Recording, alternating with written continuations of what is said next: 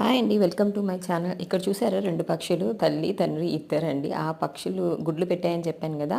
ఆ పక్షుల యొక్క తల్లిదండ్రులండి. మనుషుల్లాగానే ఇవి కూడా ఎంత సేఫ్టీగా చూసుకుంటున్నాయంటే పిల్లల్ని, నేను ఇంతవరకు నాకు తెలియదు తల్లి మాత్రమే అవి పిల్లల్ని చూసుకుంటది అని. కానీ తండ్రి కూడా ఎక్కడ నేను దగ్గరికి పోతే వాటిని ఏం చేస్తానో అని చెప్పి నా మీదకొస్తున్నాయి 2. అంత బాగా చూసుకుంటుంది. ఇక్కడ చూసారా పక్షి ఫుడ్ తెచ్చింది.